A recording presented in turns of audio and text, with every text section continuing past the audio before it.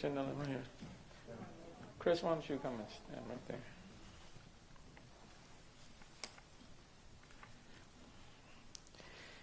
Let me try to do this without the glasses first, and if I miss a few words, then I have to put my glasses on, but try to be a little vain.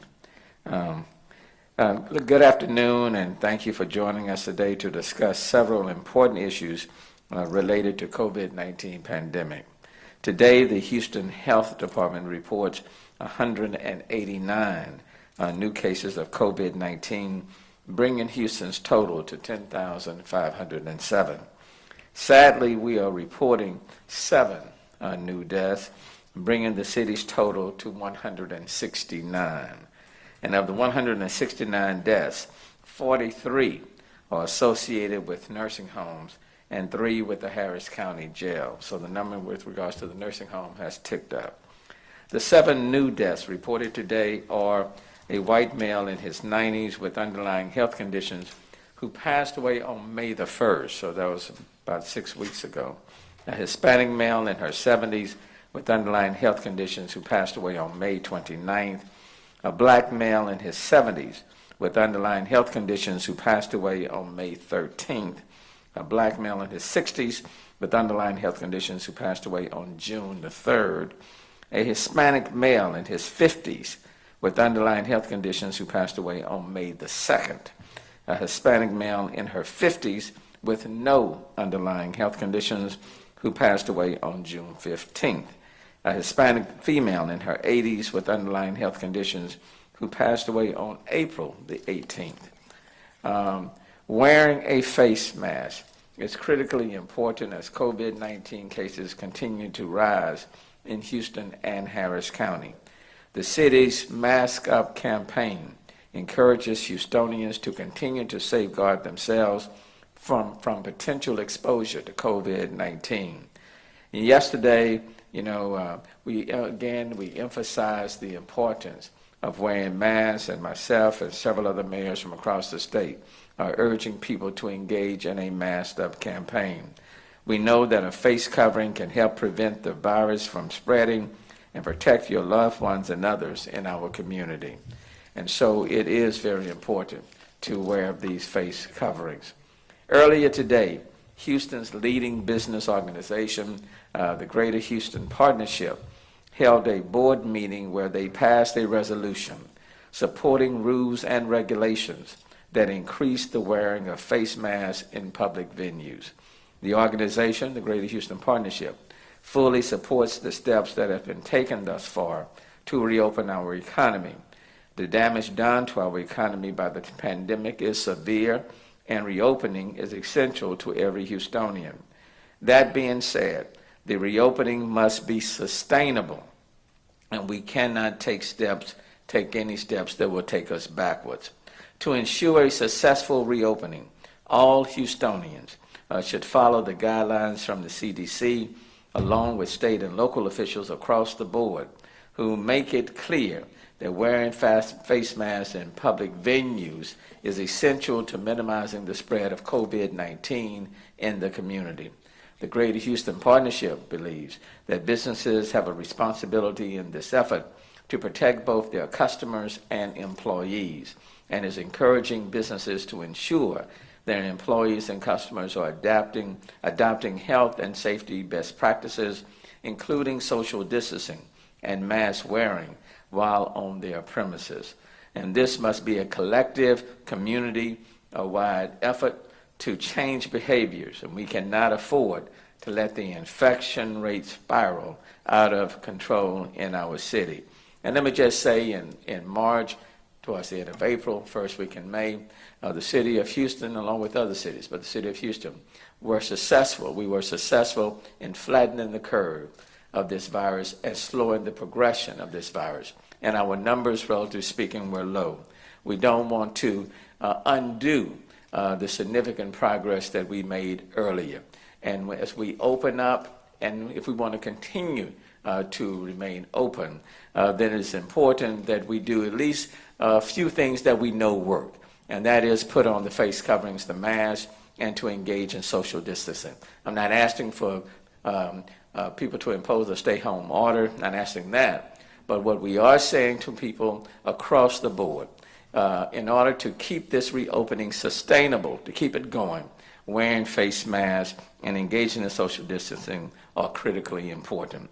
And because masks can help save lives, today I am pleased to be joined by the Ismaili Council for the Southwestern United States and Focus Humanitarian Assistance USA, Focus USA, to accept a donation of 500,000 reusable face masks. That is 500,000 face masks that's being donated by the Ismaili Council for the Southwestern U.S. Focus Humanitarian Assistance USA. Please give them a hand. And their donation contribution is coming at a timely fashion when, again, the emphasis is squarely on wearing face masks. I am grateful for the donation. The city will distribute the much-needed mask supply to our at-risk populations, community organizations, and first responders. I also want to say, and I think I've got one on myself, I also want to say a little about the organization making the donation.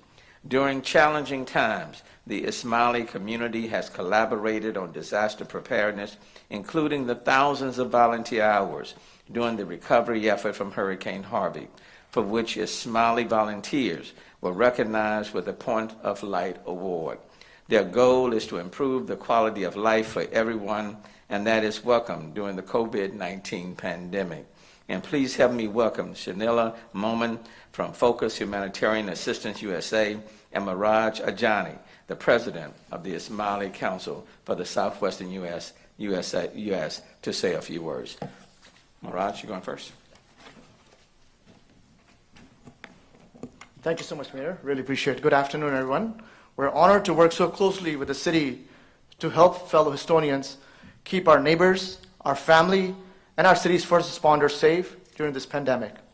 The Shia Ismaili Muslim community is proud to join arm in arm with Houstonians of all faiths, backgrounds, and walks of life, working together for the betterment of our communities. As we all know, in the most uncertain and difficult times, Houstonians come together and are at their best. As Ismaili Muslims, we believe that our faith should deepen our concern for the quality of life for all, whether it is donating and distributing protective face masks, organizing food and supply drives, restoring historic homes and buildings, or supporting access to arts. As Mayor Turner noted, we actualize our common values by serving others. Today highlights our shared ethics of brotherhood, of generosity, and of concern for the sick, poor, and vulnerable in the society. We must all contribute to life, to live our faith and demonstrate the connectedness between our spiritual and daily lives. Our worthy action are how we live our faith and our ethics. Today also highlights the power of hope. We must keep our hope for safety and security, for bright and healthy days ahead. As His Highness the Aga Khan, the spiritual leader of the global Ismaili Muslims, delivering the Brown University commencement speech remarked, and I quote, "The right to hope is the most powerful human motivation I know. Its importance has been paramount in the history of this nation," end of quote. We are proud to work together with the mayor here in Houston and with great leaders like him, who are keeping our communities and those who serve us safe and helping keep our hope alive. Thank you, Mayor. Now I'd like to introduce Shanila Momin, Chairman of Focus Humanitarian Assistance USA, an affiliated entity of the Aga Khan Development Network. Focus effort from Houston to the farthest corner of the globe are an international manifestation of the ethics of the Ismaili Muslim faith. Shanila? Thank you, President Ajani. Thank you, Mayor Turner. Focus Humanitarian Assistance USA with the Ismaili Council for the Southwestern U.S. is indeed honored to be working closely with the City of Houston to keep our communities safe and keep hope alive during this unprecedented time. As President Ajani mentioned, Focus USA is part of the Aga Khan Development Network and was established in 1995 as a crisis response and relief agency working both here at home and globally. Our mission is to save lives, reduce human suffering, and foster disaster-resilient communities. It is with these goals in mind that we stand with you, Mayor Turner, and all Houstonians as committed partners to the well-being of our city. A silver lining to this crisis has been the incredible resilience displayed by communities across the globe working together for the well-being of our global village. The donation of these masks will help protect more Houstonians, including our first responders, against the virus. These are the types of crisis preparedness and response measures Focus USA is supporting here in Texas, but also nationally and internationally. In 2009, the state of Texas and the Ismaili Imamate entered into an agreement of cooperation focusing on natural disaster preparedness and recovery, health sciences, and other areas of mutual concern. The agreement calls for collaboration to reduce risk and respond to threats to public health, safety, and welfare of vulnerable communities. As we grapple with the impact of COVID-19, we are reminded of how easily and how profoundly we can be impacted by natural disasters. I would be remiss, as the chair of a disaster preparedness organization, if I did not take this opportunity to remind Houstonians that disasters are no strangers to us. We must take this opportunity to better prepare and protect ourselves and our families from future natural disasters. Focus USA's efforts globally, nationally, and our contribution here today are a larger part of the Aga Khan Development Network, and also a manifestation of the ethics of the Shia Ismaili Muslim faith. It is our honor to support your work, Mayor Turner, to ensure that all Houstonians remain safe, healthy, and resilient. Thank you for this opportunity to be of service to our fellow Houstonians. May God keep us all safe and healthy. Thank you.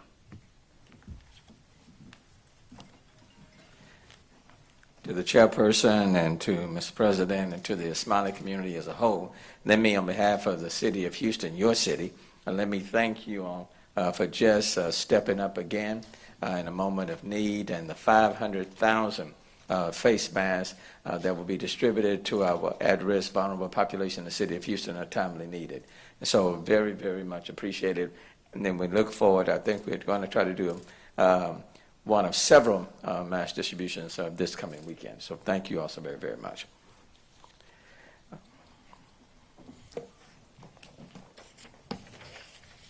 COVID-19 cases and hospitalizations continue to increase in Houston and Harris County and throughout the state.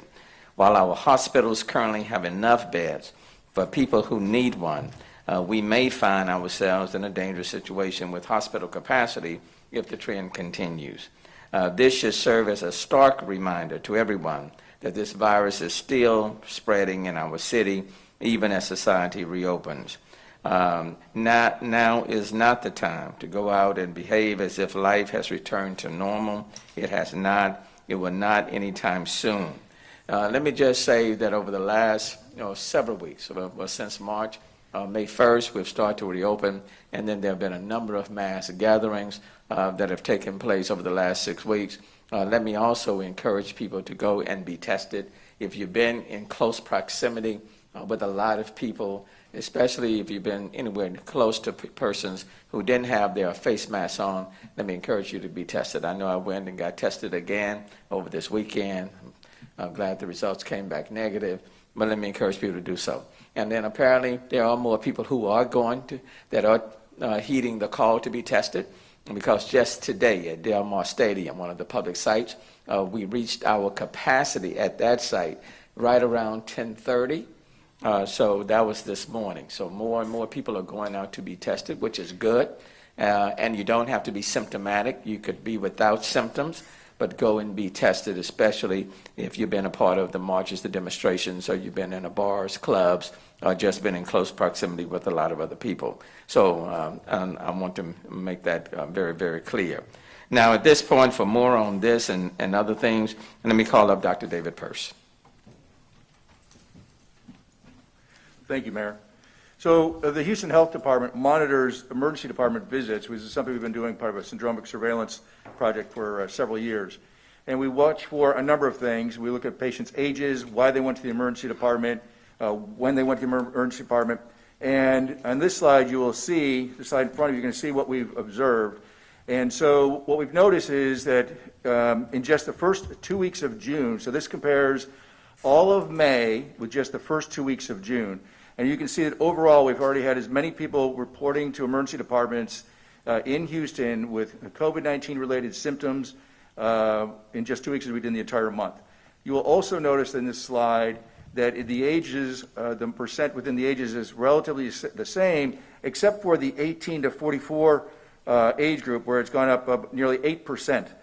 So again, this goes along with the mayor's comments of people who are younger going out into the clubs and restaurants and stuff, are going in, and these are not people who are going to get tested. Remember, these are people who are going to the emergency department because they're feeling ill and with COVID-19 symptoms. So, you know, the suspicion that what my belief is that this is because that we're seeing that, you know, that the elder people over the age of 65 is down a little bit. I think there's a couple of reasons for that. I think that that's because nursing homes are doing a really good job. I think that elder folks are paying close attention to the advice and they're behaving in manners to protect themselves, where perhaps the younger people not so much. We're going to move on to make a couple comments about contact tracing. So quickly, that's the other vital role that we do is the contact tracing. And remember to put this in context. There is a test, and if somebody tests positive, they become a case. And an epidemiologist will contact that person and do case investigation to try and figure out how they potentially became infected and who they may have exposed. The people who they may have exposed are the contacts. We will then, the health department, we will reach out to you and try and get in touch with you. And as we have mentioned earlier, one of the challenges we're getting is that people, when the contact tracers try to reach out to them, they're not answering their phones. So if we can go to the next slide, I want to provide the public, these are the information that you'll know that you're being reached out to by a City of Houston Health Department contact tracer. So that's the caller ID, 713-853-8700. If that's the caller number that you get on your phone, that's the health department. If it's coming from email, there's the Houston email address that it will be coming from. And if you're getting a text message, it'd be one of those three numbers that the text message would be coming from. And so if you get contacted through any of these three ways, that is not a telemarketer, that is not a scam, that is not some sort of email fraud, that is a trained contact tracer who's trying to get in touch with you to let you know that you may have been exposed to someone and how to help yourself. So those are important things to jot down and remember. Thank you, Mayor. Thank you. Williams? Okay. Ms. Manise? Okay.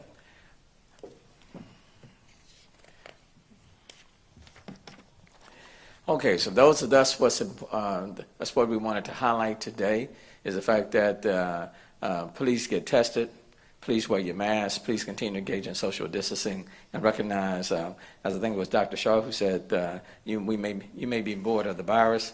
The virus is not bored of you. So please govern yourselves accordingly. With that, we'll take any questions or comments anyone may have. Sure. So, Mayor, talking about masks. Sure. Yesterday, I'm sure you heard the governor comment on mayors and county judges not availing themselves of the tools they have to enforce compliance of social distancing and masks. Your response to what he said and the things that you are and have been doing to try and make those things happen? Well, as you know, I mean, we've been very active in forcing to the degree that we can, and that we are able to enforce. We've been doing that from the very, very beginning. So much so that we've been in federal court twice on enforcement, or on trying to enforce the governor's orders on two separate occasions, and have had to pull back from those measures. But look, there's nothing that we can do. We can't impose any restrictions that are more limiting than what the governor has put forth. We are encouraging people to wear their masks. We can't require them to wear them, but we certainly are encouraging people to wear them. I was informed today, I think the county judge in San Antonio, Bexar County, has put forth an order requiring business establishments or retail establishments to require their, I think, employees and customers to wear them. And it's my understanding, and someone can correct me if I'm wrong, that the governor said that was okay. And that happened today. So that is a modification, I think, to what he to what he said on yesterday. So would you consider doing that, imposing a $1,000 fine as Bexar County? I think we'll take a look at it. And I know I spoke with the county judge gave me a call, and we certainly have talked about it. I think she's taken a look at doing certain things. Talked with Bob Harvey and the executive committee of the Greater Houston Partnership today. And as you know, they put forth a resolution saying that they support it, that they encourage it. And so we'll do what we can, and I certainly would entertain it. I think it's just that important. A month ago, for example, prior to May 1st, we had the stay-home orders. We had more tools. People were staying at home. They were working safely. People were working remotely. And the curve had flattened, and we were moving in the right direction.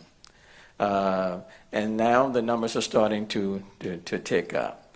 And quite frankly, the major tools, so to speak, that can be of help, and that is the wearing the face mask. There's no one saying, reinstitute a stay-home order or anything like that. We want the economy to stay open. We want people to be able to go back to school, for example, in the fall, and to engage in other activities and functions in the fall. But in order for that to happen, how we handle the summer is going to be critically important. And wearing the face mask and engaging in social distancing, proper hygiene, those are three things we can do as we re-socialize, so to speak, and reopen this economy. Mayor, good afternoon. Sure. Mario Diaz with Channel 2. I'm the pool reporter, so I do have numerous Sure. questions from various media entities on this. I hope everyone's healthy, by the way, up there. Right, of course. That's what we're answering right. We're asking right now. Complaints about restaurants and bars not adhering to social distance and occupancy guidelines can be made to 311. HFD's fire marshal has a team of inspectors who go out there and answer these calls. They're out there trying to help educate these bars and these establishments. They say that citations aren't being issued. Do you believe there's a better way to enforce guidelines?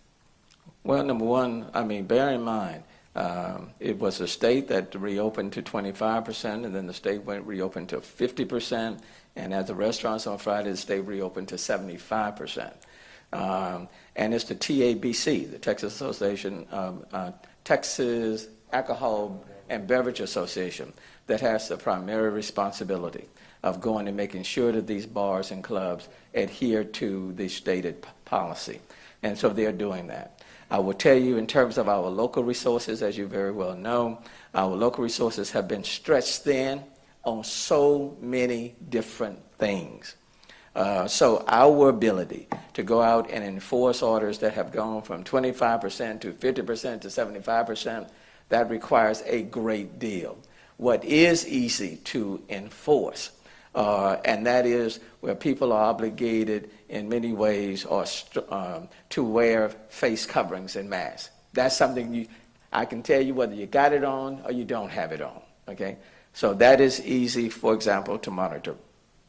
Beyond that, it requires a great deal of resources to send people out on a nightly basis all across 640 square miles. That is very, very difficult. But the TABC is the primary enforcer of those requirements as relates to bars and clubs. You indicated the challenges with the staff being spread out. That was question number 2. But number 3 was, can there be a better way to make sure area establishments and patrons are properly safeguarding themselves?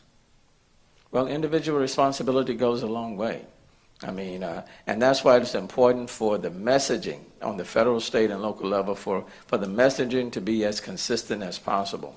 What we have done locally is that we have engaged in a very active, aggressive media campaign, mask up campaign.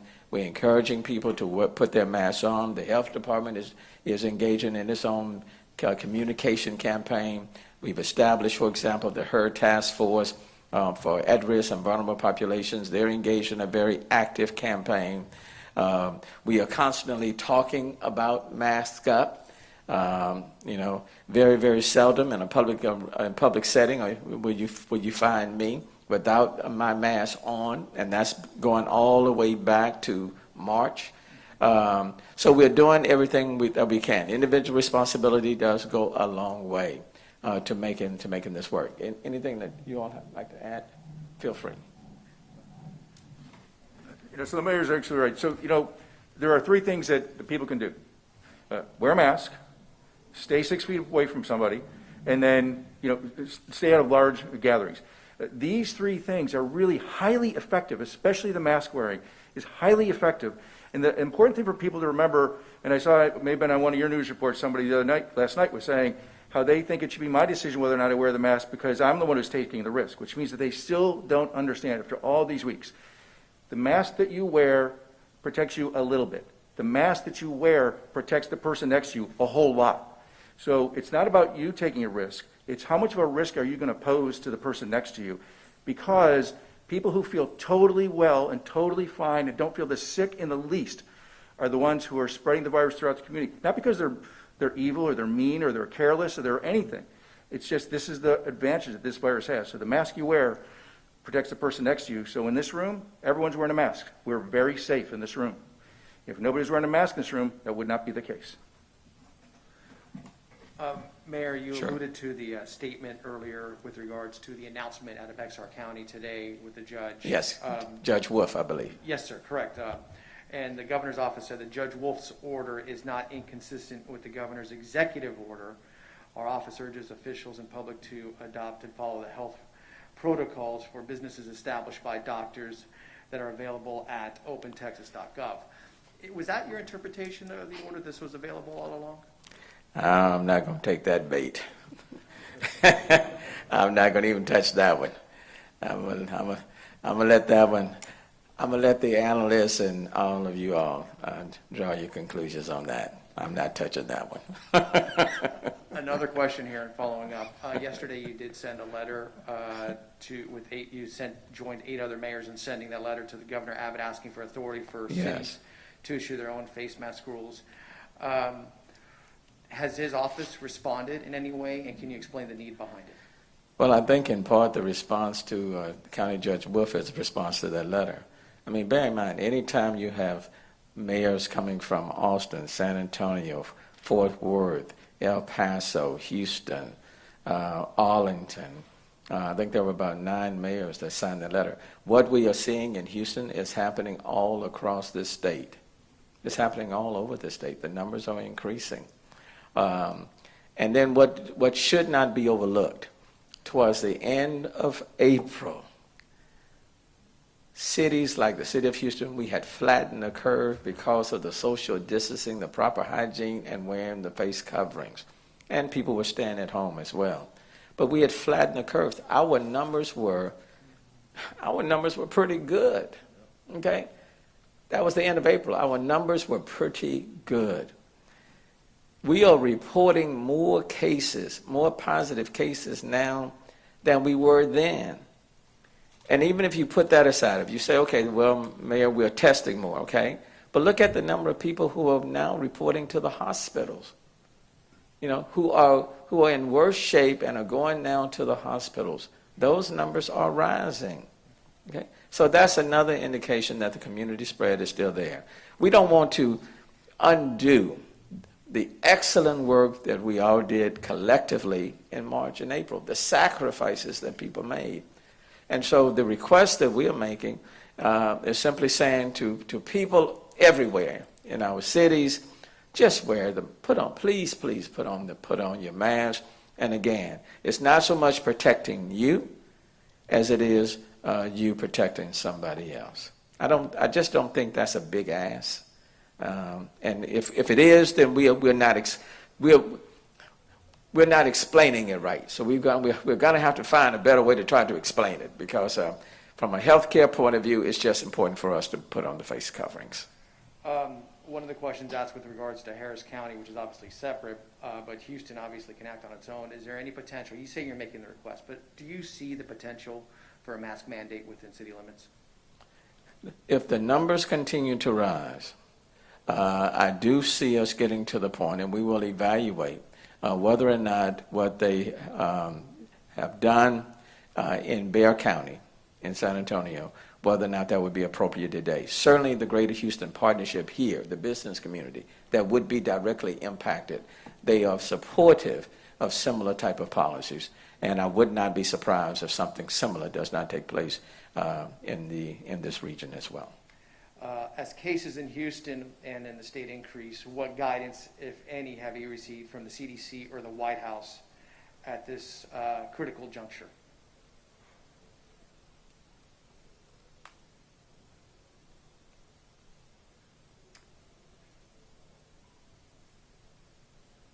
As a mayor in a state where cases are on the upswing. You did get that answer, but it wasn't too nuanced, was it? No, I heard your answer.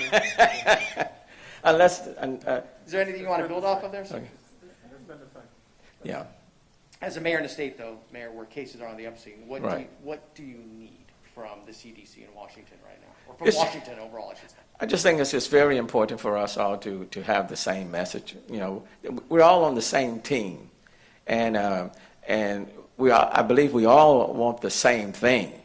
Until there's a vaccine or a way to actually treat this virus, the only thing that really we can do is manage the virus, because the virus is still very much present. And so what we are trying to do as best we can is to manage the virus such that it doesn't get out of hand, so that we're not anywhere close to exhausting our healthcare delivery capacity, and that we can keep as many people healthy as possible, keep the economy open, and be able to even go to the next step, so we don't have to, even consider retrenching.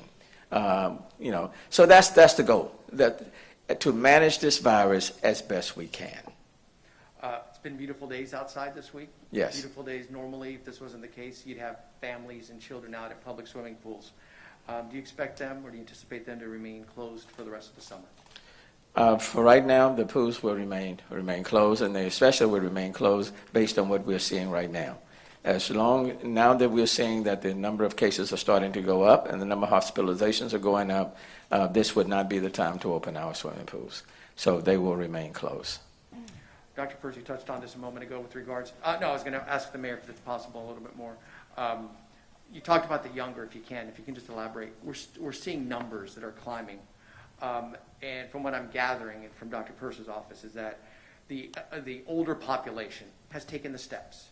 They have been serious, and you have seen nursing homes that have been clusters in the past really do everything they can to ensure the preventative measures are there. But you're seeing these numbers with the younger generation. Right.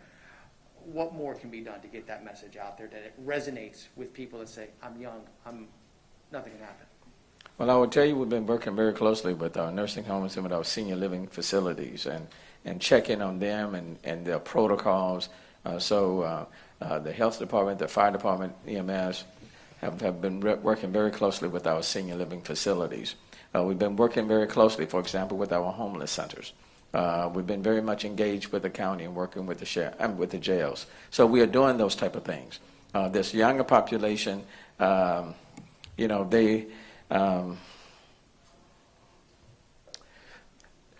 more cavalier as it relates to this virus.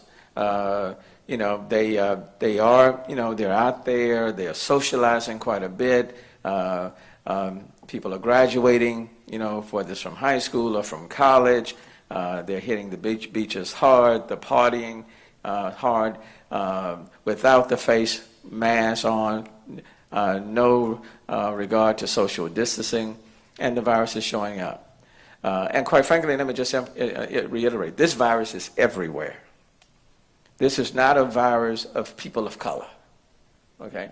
Because I was talking to somebody the other day, and they had the impression that this virus pretty much just impacts people of color. Well, the reason why it's disproportionately impacting people of color is because many in those communities, they may have a harder time to engage in social distancing, and there may be more underlying medical conditions like diabetes and hypertension and things of that nature. But the virus is not just focused on people of color. It's everywhere, in every community, across all neighborhoods. It's there. And if you don't pay attention to it, take the necessary steps to avoid it, it's going to remind you that it is an equal opportunity abuser. Okay? This is a virus that is an equal opportunity abuser. If you allow it to attach to you, it will attach to you. Or if you allow it to use you as a carrier, it will infect your parents or your grandparents or other people that you love. So this virus has no respect of person, okay?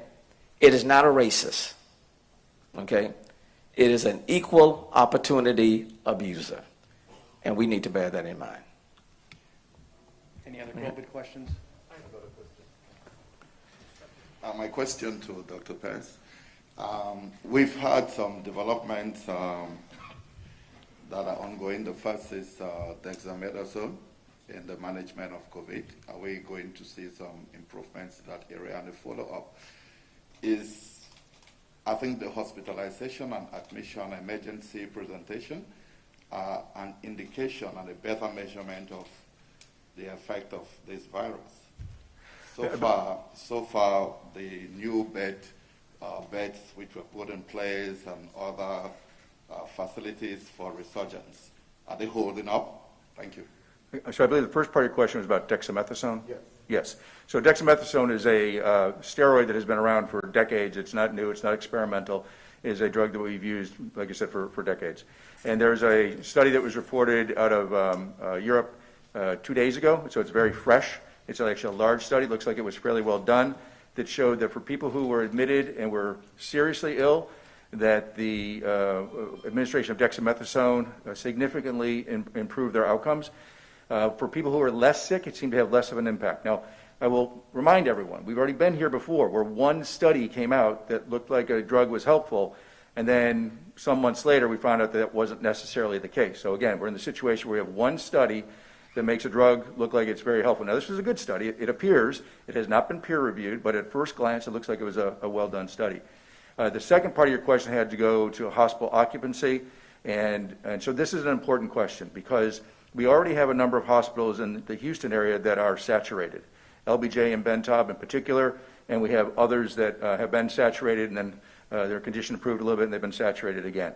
And the point is that across the region, in fact, even just within the county, we do have a lot of empty hospital beds, but these hospitals don't all fill up at the same rate. And so right now we began working earlier on this week, and we're working continuously with CETRAC, which is Southeast Texas Regional Advisory Council, and the hospitals and the TMC member organizations in particular to help try and balance the load across the hospitals. And I will share with you that while that sounds like a great idea, and it is not necessarily easy, especially when you consider that some of these patients are very, very sick, and moving patients who are very sick has its own risk with it. And so it's not a quick and easy solution. But the good news is that the hospitals are working together quite clearly to achieve that. The issue will then be, which I think goes to the last part of your question, was that what happens if we should get to the point where then all of the hospitals are full and there are no beds available. So theoretically at that point is when the hospitals would start activating their surge plans, of which there's 2 levels.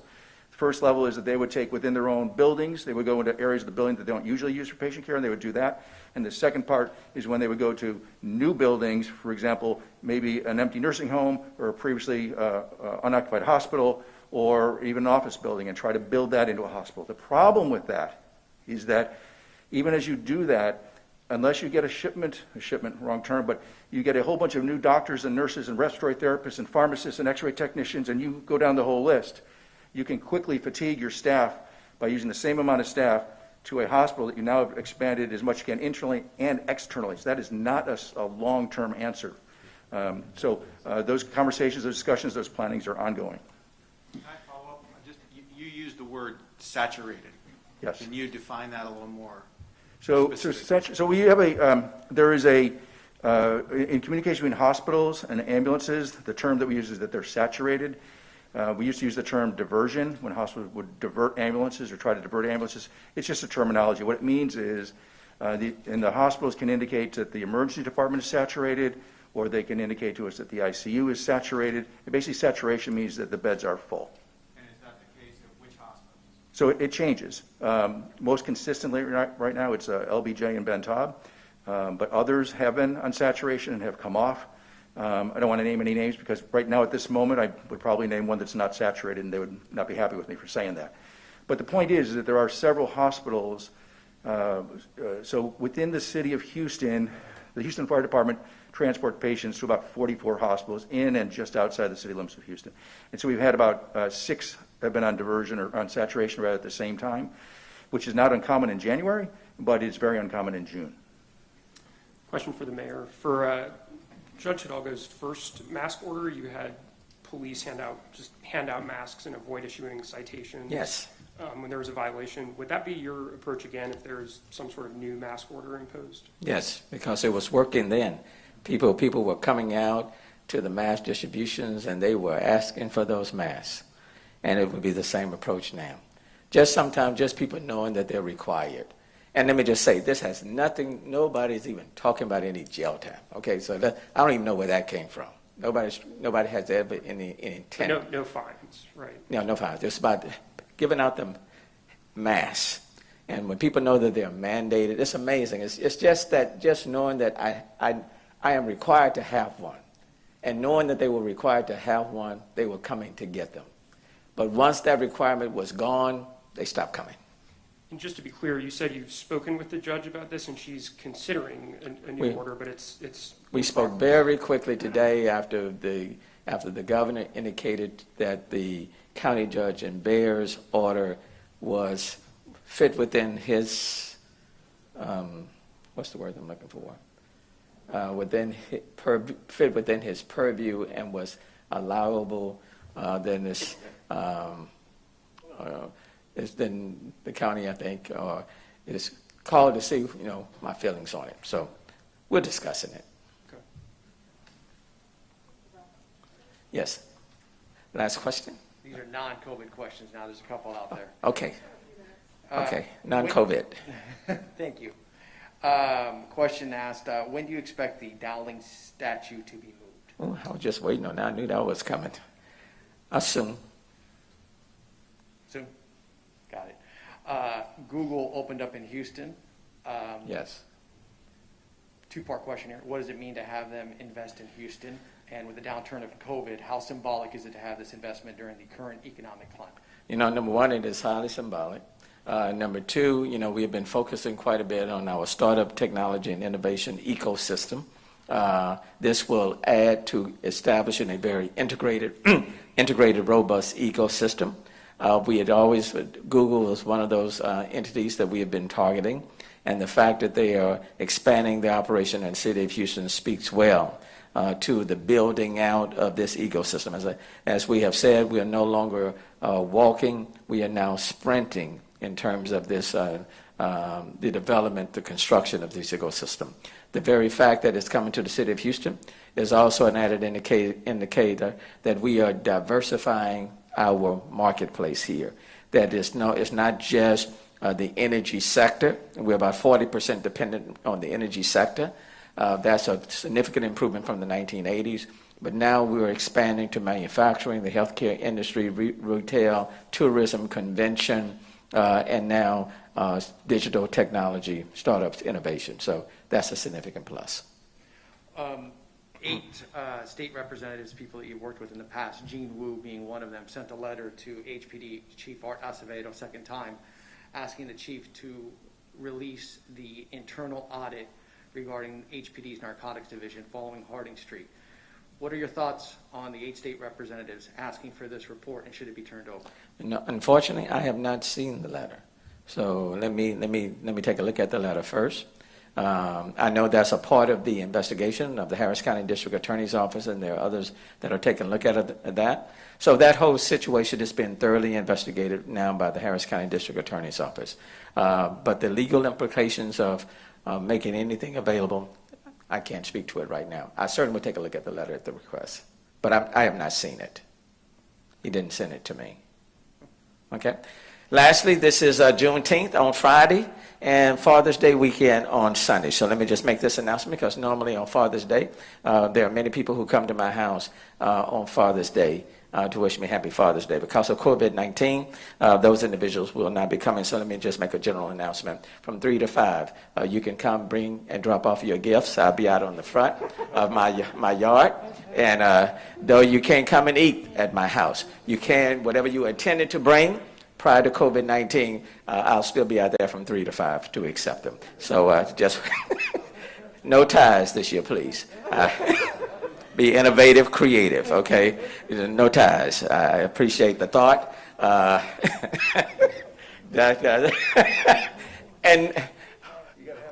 And if you're bringing a mask, please be creative, okay? But I've got $500,000 right here, so. All right, thank you all. Enjoy. Happy Father's Day to everybody. Happy Juneteenth.